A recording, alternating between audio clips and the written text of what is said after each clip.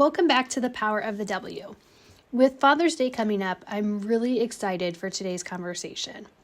I'm sitting down with two of my good friends, John Hawley and JD Wilson, both educators and proud girl dads. We get into a really honest and fun conversation about what surprised them most about being girl dads, how they're raising confident daughters, and the ways they're trying to empower them every day. We also talk about dating, the lessons their daughters are teaching them, and what it means to show up as a strong, supportive father. And for anyone out there who's a new girl dad or hoping to be one someday, they also share some really thoughtful advice you won't want to miss. And for anyone out there who's a new girl dad or hoping to be one someday, they also share some really thoughtful advice you won't want to miss. It's a sweet, insightful, and inspiring conversation, and I think you're really going to enjoy it. And before we get started, I also want to give a shout out to the man who raised me. Happy Father's Day, Dad. Welcome to the Power of the W podcast, a space where we inspire, educate, and celebrate the incredible strength and resilience of women from all walks of life. In each episode, we'll dive into the stories, experiences, and insights of amazing women who are making their mark in the world. From personal development and career success to health, wellness, and entrepreneurship and beyond, we're here to uplift, empower, and fuel your journey to greatness. So get ready to embrace the power of the W. John and JD, thanks for joining the show. Thank you. Happy to be here. Yeah, thanks for having us. Father's Day is coming up. Happy Father's Day. Early Father's Day to both of you. Right, Thank you. Do you guys have an ideal Father's Day? Like, what is your ideal Father's Day? How do you want to spend it? Why don't you head this one? All right. I like being around family. We may watch a movie. I enjoy cooking breakfast, so that's one of my staples. Is how I show love on certain days, even birthdays, like on days that are supposed to be focused on me as a dad. I like to take the opportunity to give. Yeah. And so receiving sometimes is difficult for me, but Yeah. I allow, I don't have a choice. Yeah. With 4 daughters at home, so. But yeah, ideal Father's Day depends on what you call ideal. I would call it ideal for me and our family. Nice. John, what about you? Well, I would love to say that on Father's Day, I'm going to be at home with my family, but I have 2 adult daughters, and Alexandria lives in Dallas, and Victoria and her husband and daughter live in Phoenix. So it's been great to have Alexandria come home. She's driven home the last couple Father's Day, but I generally don't get to see the Phoenix entourage. So my ideal or dream Father's Day is that we'll all get to be home. Mm-hmm. We will all go out and play some pickleball, and then we'll be able to come home and have some pizza. John, 2 daughters. What's their ages? Alexandria is 34, and Victoria is 33. JD, 4 daughters. 4 daughters. What are their ages? Anaya is 21, Brooklyn is 18, Brielle is 16, and Asia is 12. Okay, so you got a good range there. Oh, yeah. Did you guys have sisters growing up? Yes. Okay. Yeah. So did that kind of help you, like prepare you for being a girl dad, do you think? A little bit. So for me, I was the baby. So I had all older siblings. Yeah, so I would say more in preparation of watching their kids. So my closest sibling is 9 years older than I am. So I was an uncle at a young age, and I had babysitting duties at a young age. Yeah. So being around a lot of nephews and then nieces, I think that helped out quite a bit. John, what about you? My sister's 10 years older than I am, so I don't think that had a big influence on me as a dad, because she was, in many instances, like another mom to me. I think I just enjoyed kids, so I didn't have nephews and nieces to babysit, but I did babysit some children in my neighborhood. I coached camps and things. I think I've just, from a very young age, enjoyed helping younger children, so that probably prepared me more. Yeah. What was something about being a girl dad that totally surprised you? That's a great question. Yeah, that's a really good question. I think you hear all the cliche things of what you're going to do when your daughter gets her first boyfriend, or, you hear all those cliche things, but in my experience, it was nothing like that. Yeah. All those scenarios you play in your head, you see in the movie Bad Boys, where the boyfriend comes to the door and they're giving them crap, whatever, and so it wasn't really like that. It was more, okay, Yeah. you size them up a little bit, Yeah. but you're more, evaluating whether you approve.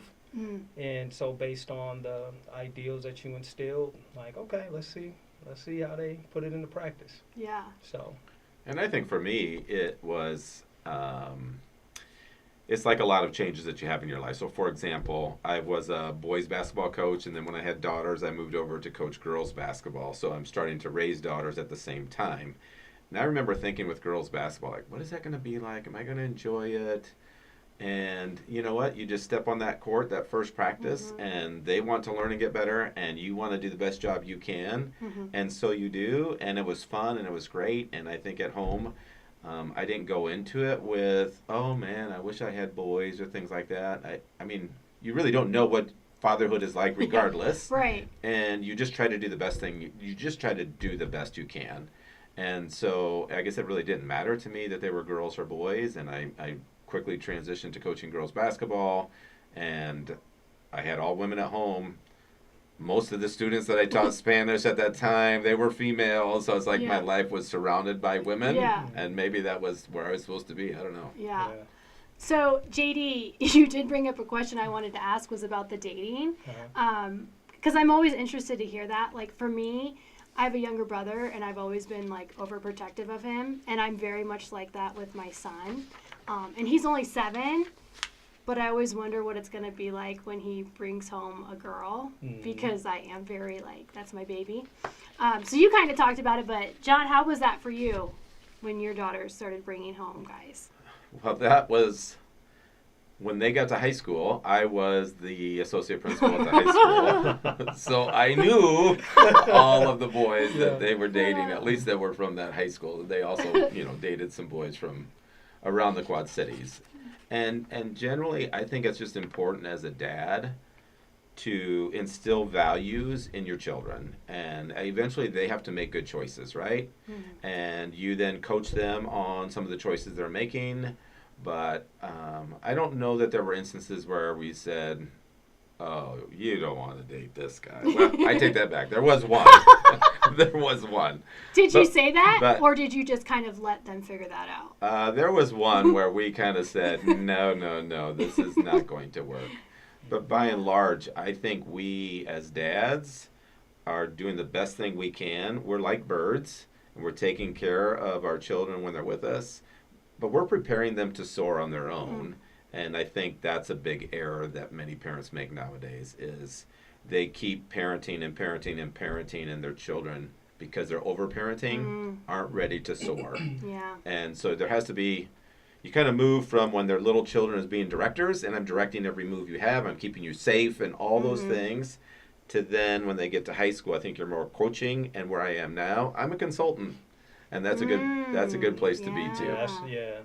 That pretty much the same. Yeah, we call it remote parenting. Yeah. When our daughter left for a little bit and moved across the country to Arizona, we were like, man, we're kind of remote parenting here. But it's up to them to figure out. And like John said, those values that you instill, you just hope that they put those into practice. And we're always close by. We let them have at it and try it, and we'll let them stumble a little bit. You might bump your head. We're not gonna let it get too far out of hand. A lot of questions. Lot of questions. That is so true. That is so true. Yeah. My daughters are the same way. I mean, they're only 4, but they ask a ton of questions. Whereas my son, he does, but not as much as his sisters. Yeah. I don't know. Yeah. Well, at some point in time, it's their life, right? It's not my life. It's not my wife's life. Right. it's their life, and we have to let them live it. And their choices are their choices. And so as consultant at this point in time, we try to lead them in the right way or ask them the right questions so they can figure those things out on their own. But I don't want them to be living their lives thinking they have to live it for their dad or they have to make choices for their dad. It's their life. Yeah. Then you have to suffer the bad choices, the consequence of the bad choices, and you get to live out the good things that happen from your good choices, which is no different than what I did. I was gonna say, I mean, that's different. what we've all had to do too. Right. So, Right. has there been a humbling moment that you guys have had as a girl dad? Yes, I will explain. Poor Alexandria, I apologize for sharing this. But I loved it when my children made poor choices when they were young, because when they're young, the consequences are nothing, right? It's teaching them right or wrong, but they're not really severe consequences. Right. And so Alexandria in kindergarten came home one day and she had these bingo beads in her pocket. And I said, well, where did you get those bingo beads? And she says, well, our neighbor, I won't say her name, our neighbor, this is 30 years ago, our neighbor said that we should take them. I said, so you didn't ask your teacher? No. You just took them? Yes. That's stealing. And so I called the teacher and I said, Alexandria and I need to come and talk to you. Right? I'm thinking, who better than a kindergarten teacher to start also feeding into my children? And we walk up to, we go in, we meet in the classroom, and this is Alexandria. She just goes like this. I said, Mrs. Glowey, Alexandria has something to tell you. I stole these bingo beads. With her head down. Yes. And so I thought, okay, this is good. We're teaching right from wrong. This is a great place to learn that. Kindergarten teacher was awesome. Well, then in high school, she got caught cheating on a test with our math teacher, who was a good friend of mine. I'm like, didn't you learn your lesson back in kindergarten? I was so embarrassed. Yeah. Come on, girl. Yeah. I would say as educators, and you were in the building with your daughters, but when you've been around long enough, I've been in a couple districts, so know a few folks, and when your kids come up through one of those systems that you know people in, they know who your children are, and so it's fun to keep a little bit of an extra eye. Yeah. And they found out fast, that we can be very sudden. We can pop up. We can, but we weren't micromanaging or anything like that. But I think my daughter found out. She was in 6th grade. This is my oldest, so I apologize. I'm sharing this story, and she decided she was going to skip. Oh. And so a former colleague of mine who was at the time now working at the school she was attending was part of the security team. Oh. And he had her on camera, and she didn't get very far. So, well, guess who's cutting? And so immediately we were able to intervene, and that was swiftly taken care of. But you ask questions, you ask them, how'd that work out? I find myself asking that quite a bit. Yeah. And so, and is it worth it? Mm-hmm. So being able to not so much them making decisions out of fear of either way, but seeing the value in why they should do something a certain way. Yeah. I skipped a class one time, and I didn't know that they sent out a robocall to your parents saying that you're a child. I didn't know that, so then they called my parents, and they were like, anyways, but, it's all those experiences that, we have to just go through and learn. And what's one message you find yourself repeating to your daughters over and over? I would say, you want to take this? No, go ahead. So what comes to mind, and I probably said it a million different ways, but habits. Habits transfer into everything. If you have strong, positive habits, it could be in the form of discipline. It could be in the form of thoughtfulness. But just good, strong habits, that translates into anything in life. If you have good, strong habits, you can do just about anything. And so those are the things that I coach all the way from things like making your bed when you get up, to making sure you take care of your space, or leaving things in better shape than you found them in. So those little things that transfer into the larger scale things, but just habits for me. John, what's yours?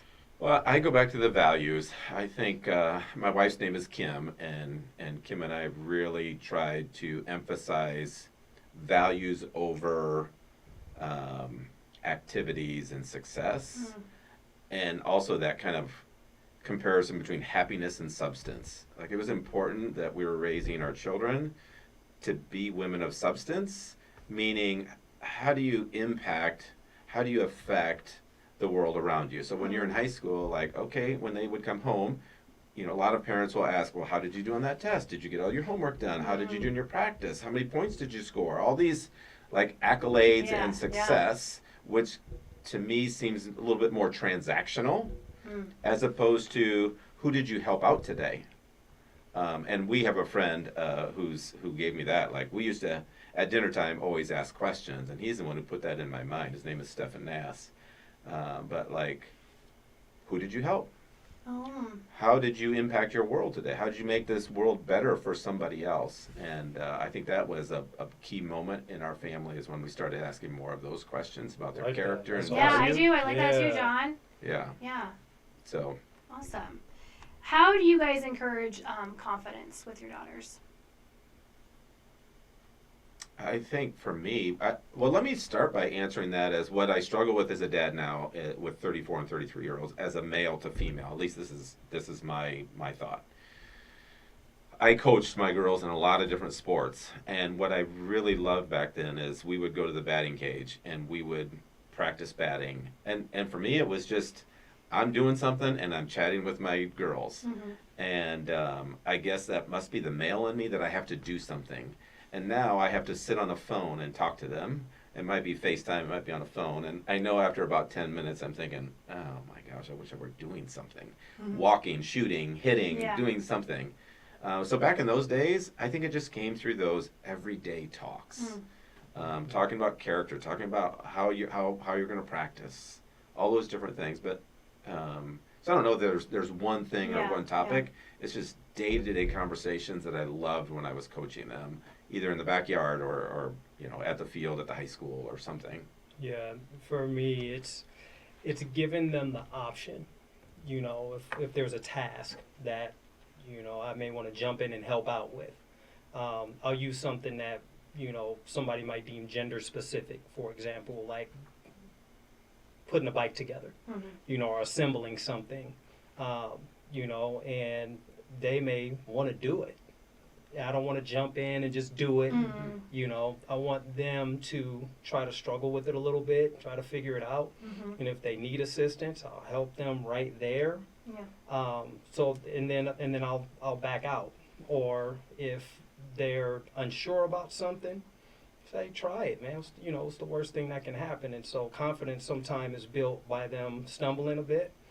Confidence is built by them struggling and making a few mistakes and then correcting those mistakes.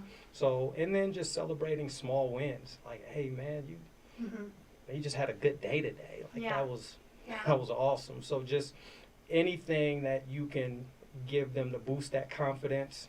Hey, man, you look really nice today.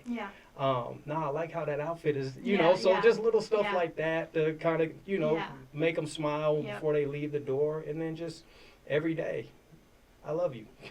You know, just you know, think about how many kids may leave and they don't hear it. You know, so just that, if nothing else, right? We work long hours sometimes. Sometimes we don't always see each other. Sometimes we're in passing.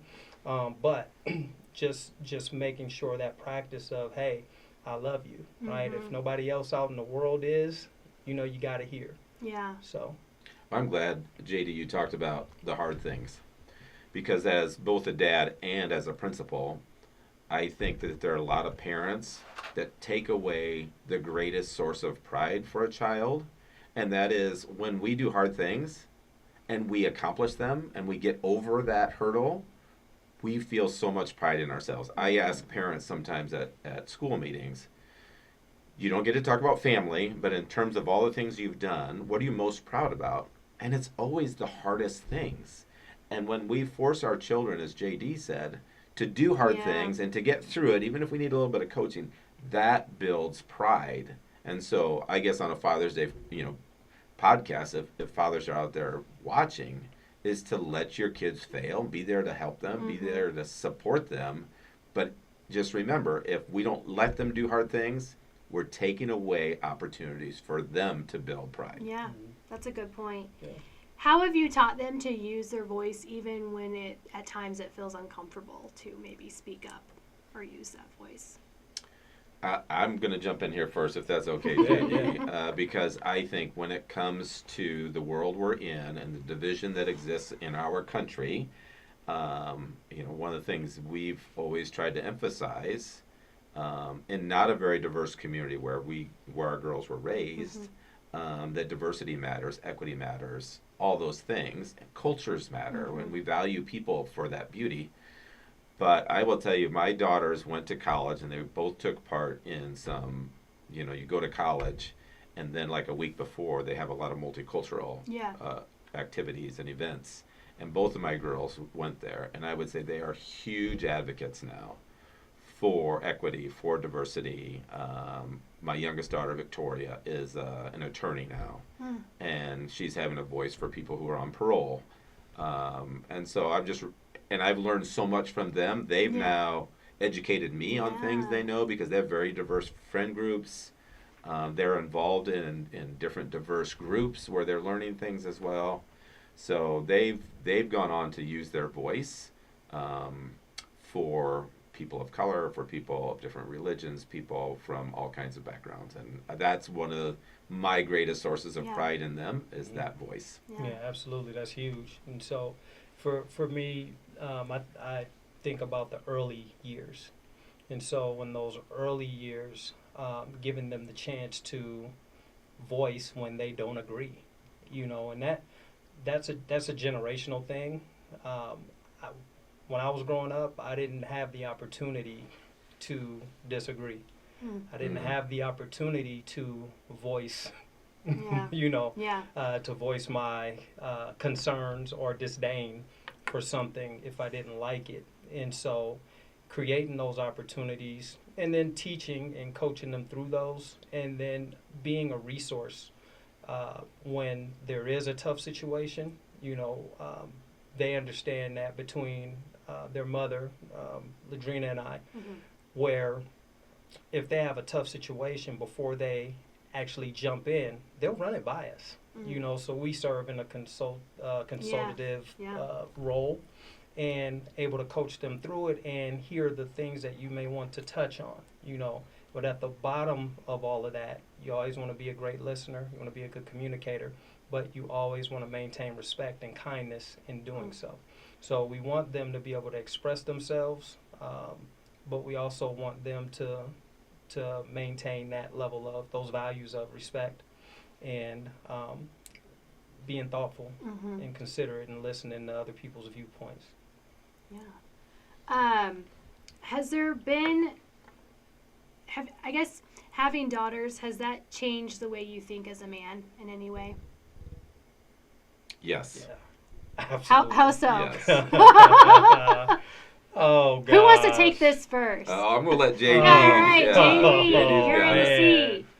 So, if I go back to my teenage years, right? The dating scene, I go back to my younger years. And I look now, I remember some of the girls I dated, their fathers, right? And I knew who I was, as someone who was attracted to their daughter, right? And someone who was trying to court their daughter, and now someone's trying to court my daughter. And I'm thinking, like, are they like me? So it gets you, so that's where you play those scenarios in your head, right? Yeah. But at the end of the day, it's the teaching that happens in, when you're having those conversations in the car, on those trips, and just saying, hey, you can tell me, right? Mhm. And so you just have to, some of the things as a dad may be hard to hear, but at least you know. Mhm. And you're able to you're able to coach them through, man. Yeah. So John. I think it's and that difference between my being a man and how I was before raising two daughters is the ability to listen. Mm. I think it's very easy as a man to get heated, yell, it's over, move on. And, once again, I'm speaking in stereotypes, so I apologize. But to actually sit down and talk and to listen and to understand what's going on, obviously, every parent has bad moments. There were Right. times where Yeah. I got on my children. Oh, yeah, yeah. But they need to be heard and they need to talk about things, as JD says. And so even if it's in a disciplinary situation, to be able to have some patience to let them vent and then come back and explain, well, you still have to do this. Or like the girls, I asked them some of the questions that you had here, and they wrote down that one of their not least favorite lines was, "I don't negotiate," because there were times where I just said to them, "Sorry, I don't negotiate." That's the end of it. Oh my gosh, that's so funny. yeah. You guys kind of already a little talked about this, but how do you model respect and equality in ways that they can actually see day to day? Go ahead. I would say I model that in how I treat them, and I model for them how the dynamic between my wife and I. Yeah. So being, I think there's two roles you're playing. You're playing the role of husband. You're playing the role of father. You could be a great dad, not so good, right? Yeah, So yeah. you gotta be up to par Right. on both fronts. And so as they're looking, sometimes it's not even conscious, but it's what they know. They see stability. They see ups. They see downs. They see what it looks like when their mother and I disagree. They see how we handle certain situations, and they see what love looks like, or what it can look like. Yeah, no, I think that's a great point, is they need to see both of that. John, anything to add to that? Well, I mean, modeling is the greatest teacher, Yeah. right? We all learn so much more from what people do around us than what we do from what people say. So, I mean, we were a faith-filled family, and so I would talk to my wife too that we want to lead lives the way Jesus led his life. And obviously, he was perfect, and we are not perfect. So Yeah. there are plenty of times that we were vulnerable about that. But our goal is to live in such a way where we're living our lives in the right way, and that so many times was how we're leading others who are less fortunate than we are, or in different situations than we are, and how we're treating them. And they're going to see us, they're going to watch us, especially when they were in high school and I'm principal. How am I treating other people? They got to see me working with families whose kids were struggling or didn't understand, or whatever the situation was. I know I can say the words, but if my actions don't match up and don't align to that, that's not going to go well. So I think that was conscious on my mind to treat my wife the way Jesus would want me to treat my wife, to treat them the way Jesus would want me to treat them. That was always something we talked about in how we treat people. And if they don't see their dad doing that, then that's just hogwash. Yeah. I think too, to add to that, John, that modeling of not just the family quality aspect, but situational aspects. So like when it's time to advocate, or how to protect, how to go in and speak on somebody's behalf, how to champion. So I think there's those qualities too. How to navigate difficult situations, or modeling, like in our house, like are you hurt or are you injured? That's good. Are you really sick? Or are you just not feeling like getting up today? Because that part of our family values is even when you don't feel like it, there are certain things that have to get handled, and Yeah. that's that disciplinary, developing that Mm-hmm. discipline. So those are some of the other things that we model on a day-to-day as well. When it comes to bonding and interests with your daughter, what is your thing with each of your daughters?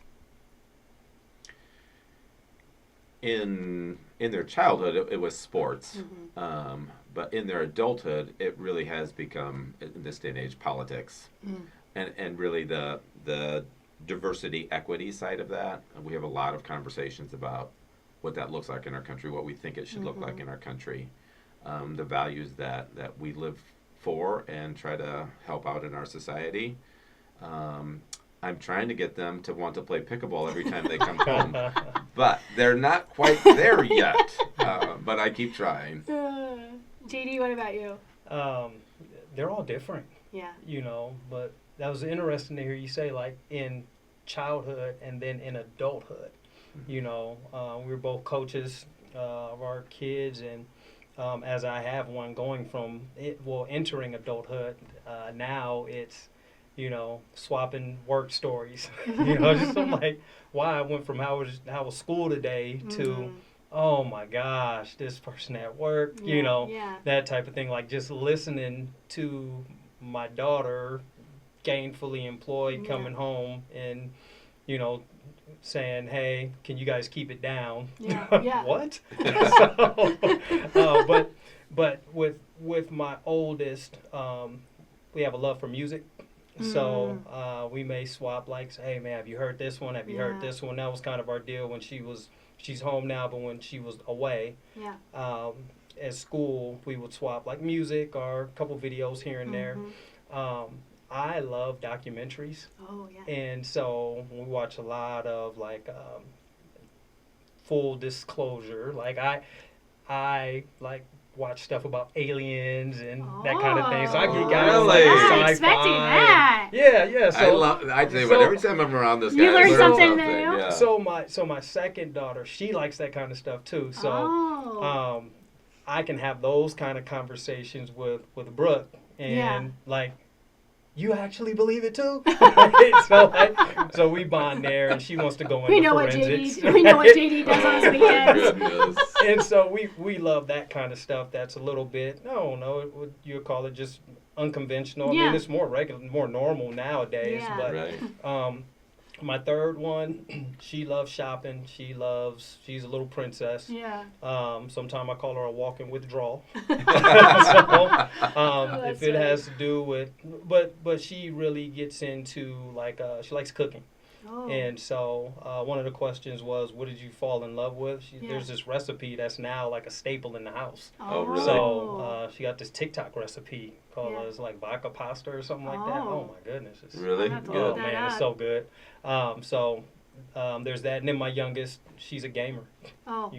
Yeah. She's a gamer. She loves the games, and I'll jump on. We'll get on the stick sometimes, or she likes to watch a movie here and there, and so it's something different for all of them, and I'm sure like as they go through their different chapters in life, it'll change. Yeah. You just answered my next question, but it was, have they introduced you to anything that you secretly love?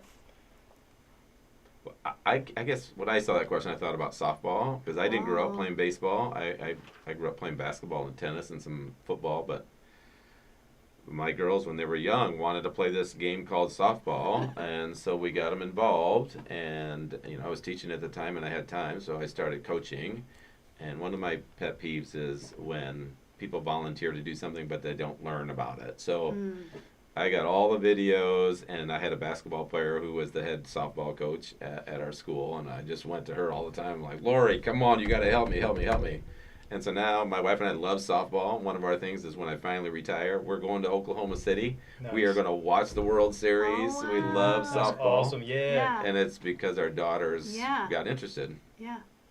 Anything else for you, JD? I know you said cooking, that recipe. I mean, new games. Yeah. I mean, they're all at different stages, so their particular culture is different among the age groups. So they keep me hip to what's out, what's here, what's there. So I kind of just look and see what they're into, and but softball for you was volleyball for us. I Yeah. never stepped on a volleyball court Yeah. or seen one, and got to watch some really good volleyball, some really good soccer. So both of those sports. I was football, track. Mm-hmm. In basketball, baseball, but volleyball and soccer were a couple that I fell in love with. Yeah. Volleyball is super exciting. You're looking, Yeah. it's more close knit, and those girls talk trash. Well, and those are great family times. Mhm. My girls will say the best years of their lives were when they were rookies. That was the name of our softball team. Mm. And you just go away for those weekends. And yes, the softball's fun, and you're always practicing, trying to get better. But then you're just hanging out with families, and it's just fun time. They remember that as being a really positive experience. And so then I remember we drove to a tournament on Memorial Day, and we were driving down 80, and there was a campground over there, but kind of by Tipton, a little bit farther. And I remember my wife and I were talking. We thought, it's just awesome to see families do what they do. Ours is softball. We're going to softball, and we're going to spend it with these great families, and they're going to this campground, and they're going to have a lot of fun with who's ever there, and that's what they do. But to make time for your family, and it's the time together that's more important than what you're actually doing. The specifics of it. Yeah. Yeah, absolutely. So obviously, John, your daughters are grown up. You have some that are in their adult years. But what kind of woman do you hope your daughters grow up to be? I'm proud of my daughters. Victoria is the youngest. She started out as a teacher, and then really through a walk in her faith, really enjoyed helping people out in that job. But she was teaching she had taught in Scottsdale, which is one of the wealthiest counties in the nation, and that wasn't fulfilling to her. So she went to a Title I school in downtown Phoenix and enjoyed it, but it was hard. But then she also kind of got to see other socioeconomic things around that, and then through her faith said, I'm going to law school, and I want to be able to be part of helping a bigger system than just the schools. And to see her grow up and to have that idea of her life, and she's chasing after that. And now she's raising a family, so that adds some complications to it. And then Alexandria is the one teacher left in our family, and I have two brothers and a sister, and my mom and dad, so we grew up with 6 of us, and all 6 of us are teachers. And so of all the grandchildren, she's the only one, and she's hanging in there. It's tough, but it's she's single in Dallas, and she's just become herself. It's taken a little bit for her to kind of find herself, but she's very confident, and she's doing a great job. I'm sure she's a great teacher. And it's nice to watch them grow up. Yeah. No, as they're developing and coming out, I think development is a ongoing process, right? And so we're still developing, and so as you go through that development, I want them to be people of substance, like you mentioned earlier. I want them to be people with strong values, high expectations. Want them to be reasonable individuals, want them to be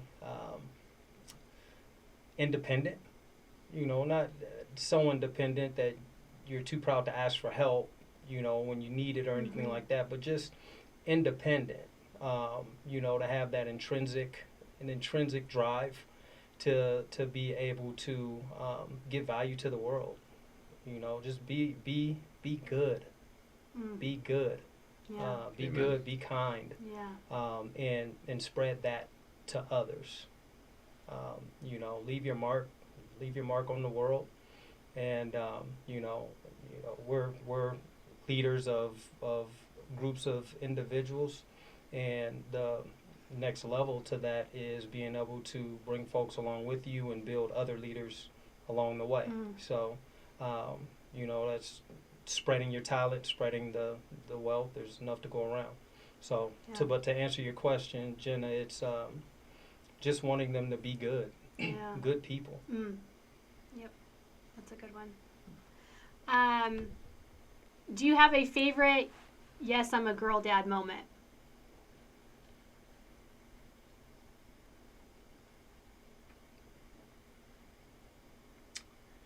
I guess I will share that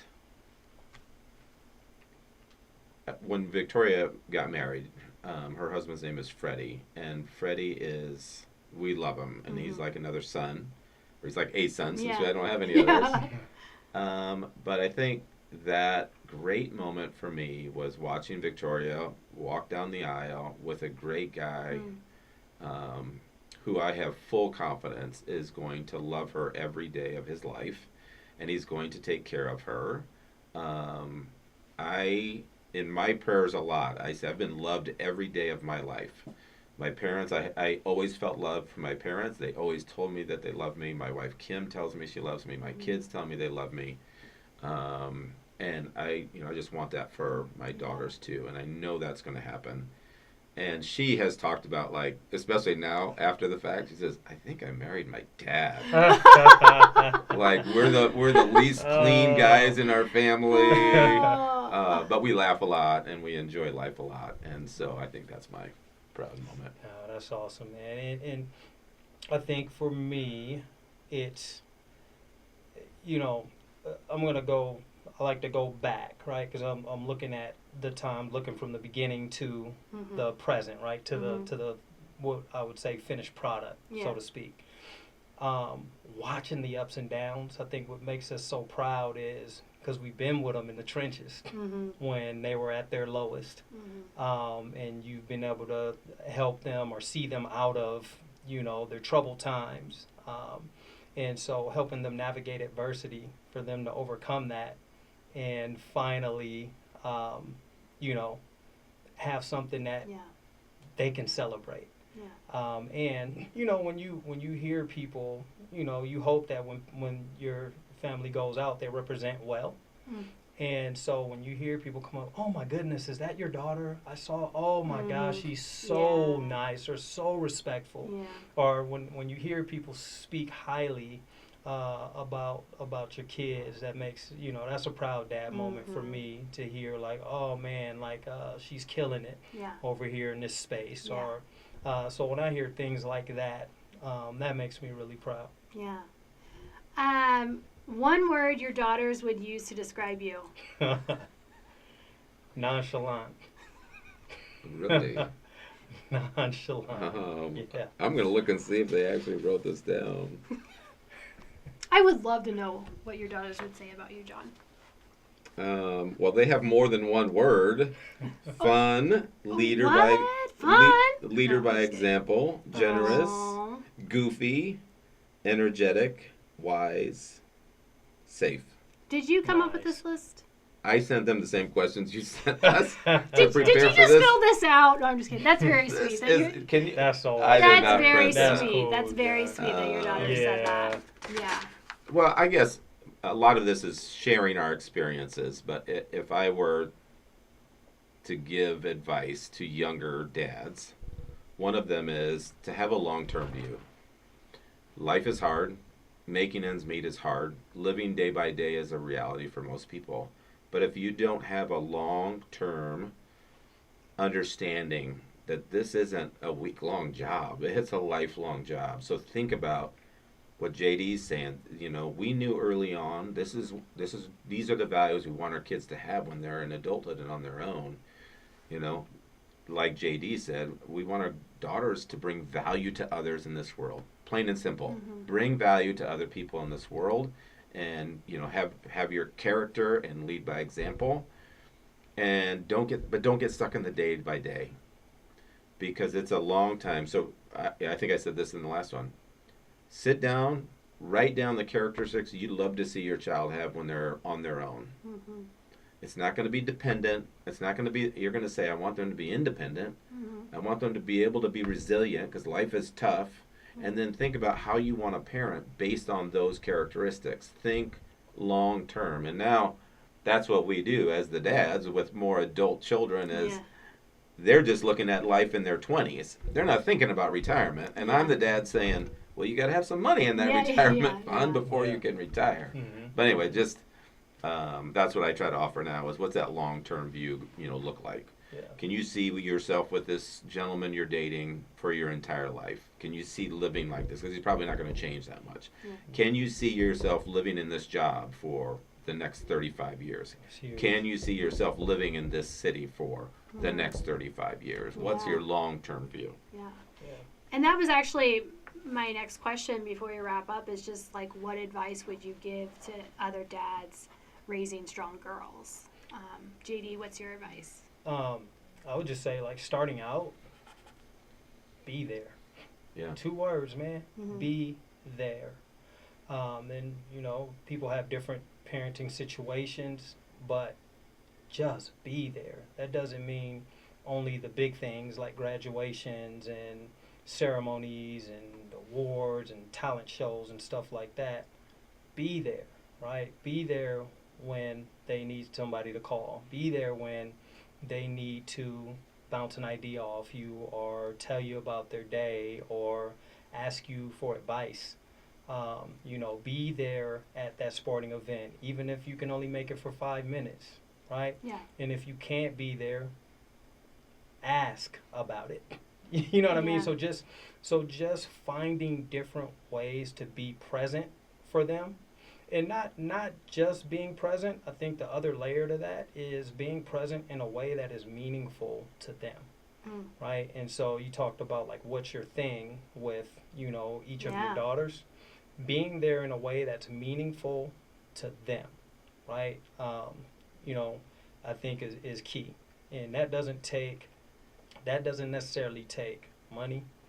That's free. Right. You can be present. And so, a word of advice, wife and I were on vacation out the country, and we ran into an older couple. They've been married like 50, 60 years. Mm-hmm. And I had to ask, man, what is the number one thing? And his answer surprised me. It wasn't that cliche answer of, happy wife, happy life. Yeah. It wasn't that. He said consideration. I'm Mm. like, dang. Okay. Yeah. So I never forgot that conversation, and that was the end of the conversation. But that's always stuck with me in all relationships. I think to keep relationships strong, in order to keep them going, it is important to be considerate. Mm. And so being there in a way that's meaningful for them is being considerate and being thoughtful. Yeah. So, yeah. I'll add one thing to that, and that is fabulous advice. Great insight, JD. I want to add sacrifice to that. Mhm. I would say of all the decisions I've made as a dad, the most important one that I made, well, number one is I came to my faith in adulthood, so that was number one, but is quitting coaching basketball. My wife's parents were killed in '96 in a tornado, and it really just created a lot of issues in our marriage. I mean, she was grieving, I'm still trying to work, we're still trying to raise 2 kids. I'll be open and honest, that was not a great time in our marriage. It was really, really difficult. To the point where it's like, okay, we're going to keep going on with this marriage, or what's going to happen? And so then I said, I have to quit coaching basketball. My wife was working in a job that had like 80 hours a week during basketball season, and I'm working 80 hours during the basketball season. And a lot of other people were raising our children, and we said, that's not the way we're going to live. And I had to quit what was my dream, was to be a coach of basketball team at the state tournament. And it's the best decision I ever made. I have a great relationship with my daughters. And I would not have that if I weren't willing to sacrifice something. And it may not be something that big. It may be, I'm not going to golf all that much because I need to raise these daughters. I need to be there. I need to be present. And where there's sacrifice, long term, there are going to be huge benefits. And I'm reaping those benefits now. And I would never look back. Well, John and JD, thank you so much for joining us and sharing your advice and your wisdom and just how you empower your daughters. I think it was really great to hear that from you guys. So thank you so much for being here. Well, thank you, you. Jenna, and, Yeah. and kudos to your parents because they did a great job Yeah, with you. yeah, they did. Yes. They're gonna listen to this and they're gonna be like, Yes. "What is he talking about?" No way, Yeah, no way. Yeah. Well, thank you. Thanks for listening to the Power of the W podcast. If you like what you heard, don't forget to hit subscribe, leave a review, and share this episode with a friend. For more updates, follow us on social media or visit our website at www.ywcaqc.org. We'll catch you next time right here on the Power of the W.